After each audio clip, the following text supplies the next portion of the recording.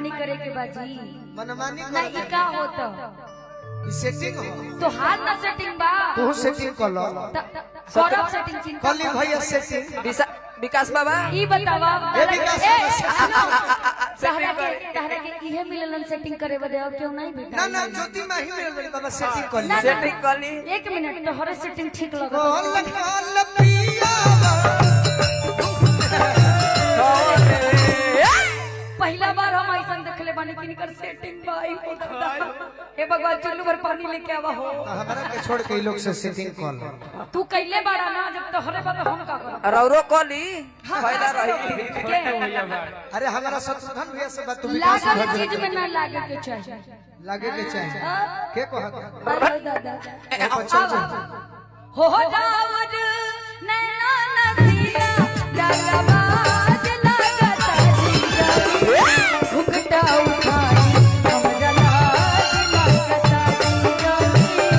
घुघटा उठाई हमरा लाज लागता राउर कतरा तक पढ़ाई भइल बा काहे जी अब हमरा पढ़ाई पे कहा जाता नहीं देखो बात माने आईए बीए भइल बा बोली ना आगे बोली एमए भइल बा पर्चा बताओ हाँ जी बागेश्वर महाराज जी लिखे जय हो तो ये से ज्योति जी कहत नहीं यही भोजपुरी का बागेश्वर बड़ा लिख दिया भोजपुरी का बागेश्वर बोलू है जा अरे एमए कोइलू ज्योति तनियो में कुछु पढ़ा एमए कोइलू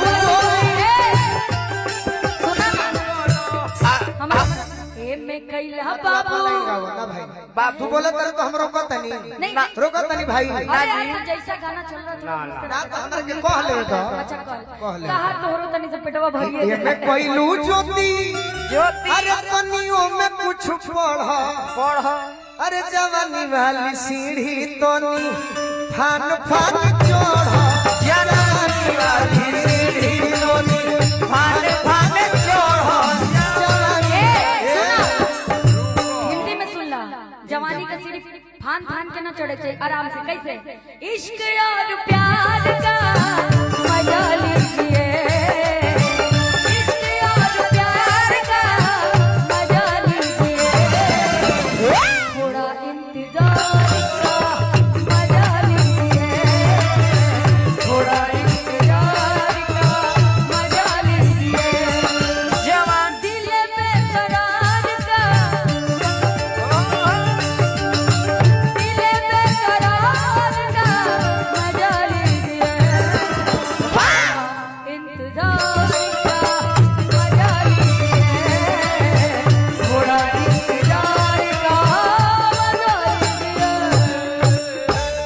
कैसे हो यार एक हमारे फान फान के गिर जाए तो मुंह में टूट जाए एक मेरे समाज के भाई हैं अच्छा जो भी जेल में है जिनका नाम है मनीष कश्यप अच्छा वो जब भी पुल गिरता था ना कम दिनों में तो मीडिया के लोगों से जनता से पूछते थे कि मैं इनको रेलू कि न रेलू सही बात अच्छा तो आप मतलब मेरे लिए इन लोगों से ये बात बोलेंगे सोच समझ के ब्याह नहीं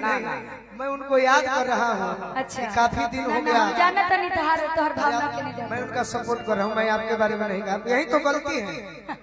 यही तो गलती है कि आप लोग गलत समझ लेते हो नहीं नहीं ऐसे आपको लगता है कि मैं आपको कभी गलत समझ सकती मैं उनका सपोर्ट कर रहा हूँ कि काफी दिन हो गया नहीं बिल्कुल एक चीज और मेरे भाई बहुत दिनों से अंदर है उनको छुड़ाया जाए ब्यास जी एक बात और बोलो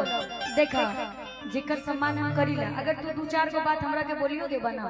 तब हम तार सम्मान नहीं आज यहाँ प्यार होला झगड़ा होला सही झगड़ा नहीं करना चाहिए ये तोहस में आकर के झगड़ा ना करो उसका मजा ये देखो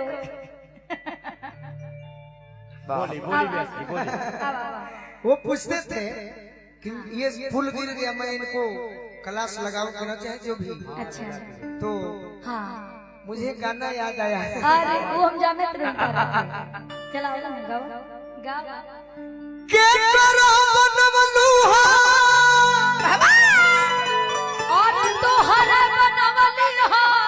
जतरवा बाबू अच्छा अकेला तनिका कमे बोला रखा दिलवा पे काबू जतरवा के जगह पगाओ हमें तनिका वो जतरवा बने में उसे हो जाए कि केता हर बनल बा कहनी है यारवा ना हो जाई अरे देखा प्यारवा ना होई। एक मिनट दोस्तों हो जाए। सुनिए ना,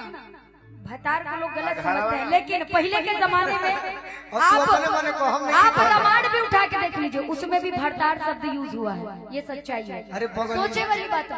भतार हम कहनी हम तो यारवा कहे हम तारा के जाने नहीं, तू का कहबा, तू का कहबा, हम तारा के के तोरा बनवल हो बोलो। अरे मोहनिया ये गोरी अच्छा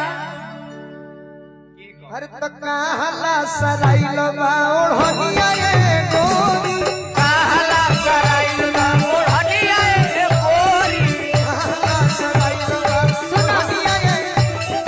कहला सराइल ये सुने तू देख देख के गावा, हम का कहब कि तोहरे बनवले हो और मोहनिया रे बाबू। सुना, सिटी तू के देख के गावा, हम बना के गाई कि तोहरे बनवले हो और मोहनिया रे बाबू। अच्छा आ दिलवा पे रखत नहीं कहबो ए बाबू, दिलवे पे खतानी काबुए बाबू दिलवा कोरासा। के बस समाइल तोरा दिलवा के अंदर अंदर तोहरा सिवा नहीं केहू। जखम जितेंद्र। ना ना ना, कि के बस समाइल तोरा दिलवा के अंदर अंदर आ गोलुआ रहे कि हमन जखमी जितेंद्र। का करू हमरा पढ़िए के गावे के पड़ला ज्योति जी नहीं राव लागे झूठ भइल मोरतनिया चापुर गुड़गुड़। और दिहला जुठानिए जवनिया